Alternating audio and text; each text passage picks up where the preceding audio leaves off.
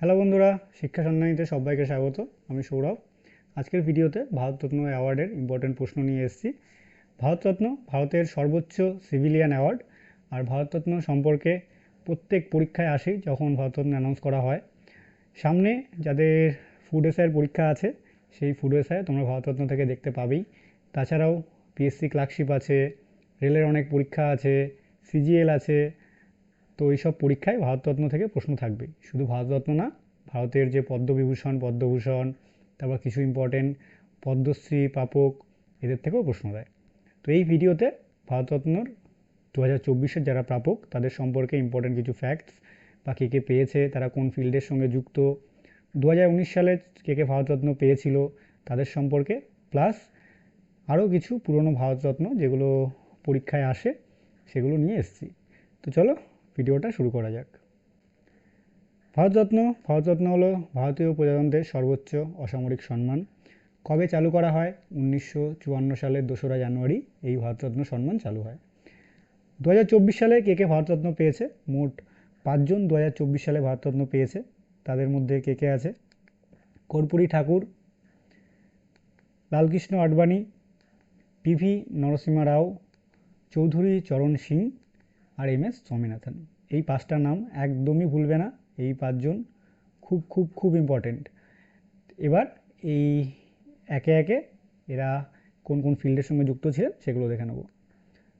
প্রথমে কর্পূরী ঠাকুর। কর্পূরী ঠাকুর হলো মরণোত্তর ভারতরত্ন পান। এটাও অনেক সময় পরীক্ষায় দিয়ে দেয় যে নিম্নলিখিত অপশানগুলির মধ্যে কে মরণোত্তর ভারতরত্ন পেয়েছে। মনে রাখবে এই বছর কর্পূরী ঠাকুরের 100তম জন্মবার্ষিকী ছিল, তাই কর্পূরী ঠাকুরকে ভারতরত্ন দেওয়া হয়। ইনি কোন রাজনৈতিক দলের সঙ্গে যুক্ত?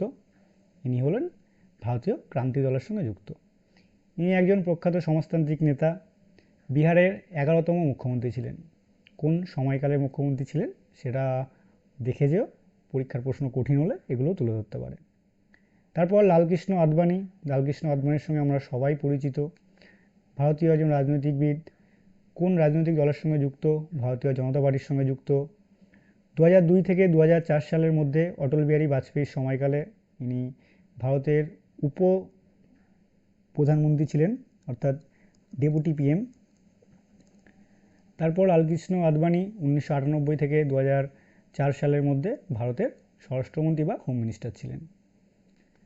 পিভি নরসিমহা রাও একজন আইনজীবী, রাষ্ট্রনায়ক, রাজনীতিবিদ। ভারতীয় জাতীয় কংগ্রেসের সঙ্গে যুক্ত ছিলেন। অন্ধ্রপ্রদেশের 4র্থ মুখ্যমন্ত্রী এবং ভারতের 9ম প্রধানমন্ত্রী। পিভি নরসিমহা রাও কোন সময় ভারতের পিএম ছিলেন? 1991 থেকে 1996 সালের মধ্যে। এই সময় আমাদের যে ইকোনমিক রেভলিউশন 1991-এর এটা হয়েছিল। চৌধুরী চরণ সিং একজন রাজনীতিবিদ, স্বাধীনতা সংগ্রামী। কোন দলের ছিলেন? জনতা পার্টির। উত্তরপ্রদেশের 5ম মুখ্যমন্ত্রী, ভারতের 5ম প্রধানমন্ত্রী। কোন সাল থেকে ছিলেন? 1979 থেকে 80-র মধ্যে। 3য় উপপ্রধানমন্ত্রী, মানে 3rd ডেপুটি পিএম। ডেপুটি পিএমের থেকেও পিএমটা মনে রাখবে, ভারতের 5মতম পিএম ছিলেন। আর পিভি নরসিমহা রাও ছিলেন ভারতের 9ম প্রধানমন্ত্রী। এম এস স্বামীনাথন যতজন পেয়েছে সব থেকে ইম্পর্টেন্ট এম এস স্বামীনাথন। এম এস স্বামীনাথন ভারতের একজন কৃষিবিজ্ঞানী, প্রশাসক, ভারতের সবুজ বিপ্লবের জনক। এটা প্রচুরবার পরীক্ষায় এসছে যে ভারতের সবুজ বিপ্লবের জনক কে। সবুজ বিপ্লব কোন সালের মধ্যে হয়েছিল? 1960-এর যে দশক, সেই দশকে হয়েছিল। 1966-67 থেকে 1977-78 এই সময় ভারতে সবুজ বিপ্লব হয়েছিল। এম এস স্বামীনাথনের কিছু ইম্পর্টেন্ট অ্যাওয়ার্ড আছে। উনি টপ অ্যাওয়ার্ডগুলো পেয়ে অলরেডি গেছেন। শান্তিস্বরূপ ভটনাগর 1961 সালে পেয়েছিলেন, যেটা সায়েন্সের অ্যাওয়ার্ড। পদ্মশ্রী পেয়েছিলেন 1967 সালে। রমন ম্যাগসেসে পুরস্কার 1971 সালে পেয়েছিলেন। পদ্মভূষণ 1972-এ পেয়েছিলেন। Albert Einstein world science award 1986 সালে পেয়েছিলেন। ওয়ার্ল্ডের ফার্স্ট ফুড প্রাইজ বা প্রথম বিশ্ব খাদ্য পুরস্কার 1987 সালে এম এস স্বামীনাথন পেয়েছিলেন। এছাড়াও 1989 সালে পদ্মবিভূষণ অ্যাওয়ার্ড পেয়েছিলেন। মানে ভারতের যে টপ 4টে অ্যাওয়ার্ড আছে এই 4টে অ্যাওয়ার্ডই ইনি পেয়েছেন। ইনি 2024 সালে ভারতরত্ন পেয়েছেন। এর সাথে সাথে কবে পদ্মভূষণ, কবে পদ্মবিভূষণ, কবে পদ্মশ্রী পেয়েছে এগুলোও তোমরা দেখে যেও। এছাড়াও জাতিসংঘ বা ইউনাইটেড নেশনের পরিবেশ কর্মসূচি তাকে father of the economic ecology বলে অভিহিত করেন। মানে ইউনাইটেড নেশন এনভায়রনমেন্ট প্রোগ্রাম তাকে ফাদার অফ ইকোনমিক ইকোলজি বলেন। এইসব ইম্পর্টেন্ট টেকওয়েগুলো অবশ্যই নোট করে রেখো, আর পরীক্ষার আগে তো বারবার দেখে যেও। শিওর তোমরা এর থেকে প্রশ্ন দেখতে পারবেই। 2019 সালের কারা কারা পেয়েছিলেন তাদের নিয়ে একটু আলোচনা করা যাক। 2019 সালে 3জন পেয়েছিলেন। প্রথম হলো ভূপেন হাজারিকা, তারপরে নানাজি দেশমুখ, তারপরে প্রণব মুখার্জি। ভূপেন হাজারিকা কে ছিলেন? একজন কণ্ঠশিল্পী।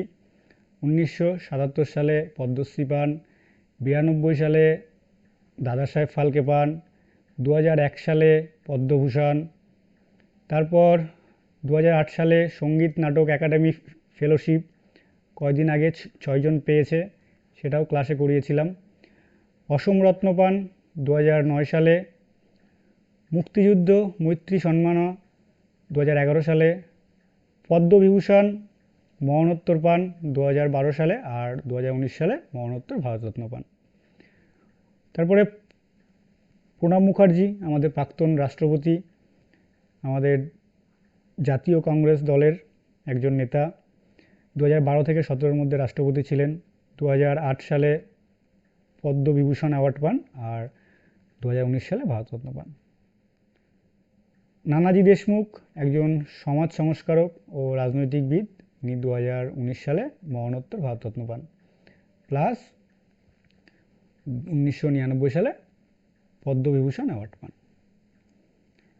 এই কটা পয়েন্ট ভারতরত্ন থেকে তোমরা একদম জল করে যেও। তারপরে আরও কিছু প্রশ্ন যেগুলো আসে, প্রথম ভারতরত্ন কে পান, এইটা প্রচুর বার রিপিট হয়েছে। চক্রবর্তী, রাজাগোপালচারী, সর্বপল্লী রাধাকৃষ্ণন আর সিভি রমন। ভারতরত্ন পুরস্কার পাওয়া প্রথম মহিলা ইন্দিরা গান্ধী কত সালে পান? 1971 সালে। ভারতরত্ন পুরস্কার প্রথম মরণোত্তর প্রাপক, মানে মরার পর ফার্স্ট কাকে দেওয়া হয়েছিল? লাল বাহাদুর শাস্ত্রীকে। কত সালে? 1966 সালে। আর ভারতরত্ন পুরস্কারের সর্বকনিষ্ঠ প্রাপক, এনাকে আমরা সবাই চিনি, যে সবথেকে কম বয়সে কে ভারতরত্ন পেয়েছিলেন, ইনি হলেন শচীন টেন্ডুলকর। কত সালে? 2014 সালে। আর শচীন টেন্ডুলকর শুধু সবচেয়ে সর্বকনিষ্ঠ না, উনি আরও একটাও রেকর্ড করেছেন, যে ফার্স্ট স্পোর্টস পার্সন হয়ে তিনি ভারতরত্ন পান। মানে শচীন টেন্ডুলকর হলো এরকম একটা ব্যক্তি যিনি খেলার সঙ্গে যুক্ত, যাকে ভারতরত্ন দেওয়া হয় প্রথমবার। এই হলো ভারতরত্নের ইম্পর্টেন্ট প্রশ্ন। এর বাইরে খুব রেয়ার আসে যদি পরীক্ষার প্রশ্ন কঠিন হয়। তো ভারতরত্ন পড়ে গেলে তোমরা এই কটা পয়েন্ট অবশ্যই পড়ে যাও। চলো এরপরে তোমাদের সঙ্গে পরীক্ষার আগে পদ্ম পুরস্কার, মানে পদ্মবিভূষণ, ভূষণ আর পদ্মশ্রী কিছু ইম্পর্টেন্ট প্রাপক তোমাদের সামনে নিয়ে আসবো, প্লাস কিছু স্পোর্টস রিলেটেডও অ্যাওয়ার্ড যেগুলো হয় সেগুলোও নিয়ে আসবো। তো জাস্ট তোমরা চ্যানেলটাকে ফলো করে যেও। অবশ্যই ভালো লাগলে লাইক করো, বন্ধুদের সঙ্গে শেয়ার করে দিও যাদের পরীক্ষা আছে। তারপর এই ভিডিওর পিডিএফ পেতে গেলে শিক্ষা সন্ধানী অ্যাপটাকে ডাউনলোড করো, প্লাস আমার যে টেলিগ্রাম গ্রুপ আছে ট্র্যাকম্যানস লাইফ, সেই টেলিগ্রাম গ্রুপকে তোমরা জয়েন করে নিও। যদি কোনো জিজ্ঞাসা থাকে সেখানে করতে পারো, আমি চেষ্টা করব উত্তর দেওয়ার। তো চলো ভিডিওটা এটুকুই ছিল। Bye, tata, keep learning.